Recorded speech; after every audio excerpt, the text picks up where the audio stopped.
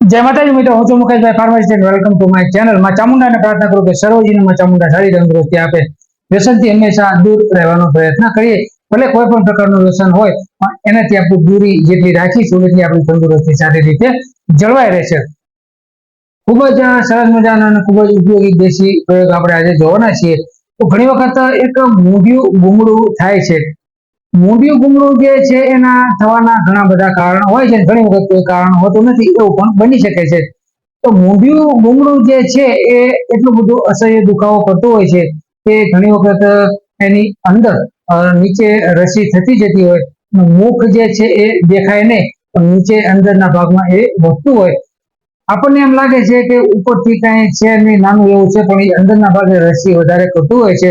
જો એને ઇગ્નોર કરવામાં આવે અને ઘણી વખત એને નજરઅંદાજ કરવામાં આવે તો એ આપણને ઘણી વખત મુશ્કેલીમાં મૂકી દેતું હોય છે।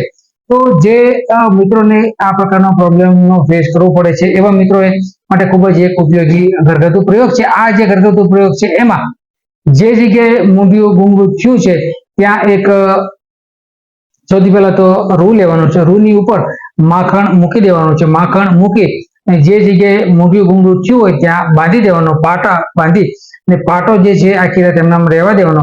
સવારે પછી એ પાટાને ખોલી નાખવાનો। માત્ર 2 થી 3 દિવસ સુધી તમે આ પ્રયોગ કરશો એટલે ગમે તેવું મૂંઢિયું ગુમડું હશે તો એ ફૂટી જશે। મૂંઢિયું ગુમડું જ્યાં સુધી ફૂટશે નહીં અને અંદરથી જ્યાં સુધી રસી બહાર નહીં નીકળે ત્યાં સુધી રૂજ નહીં આવે।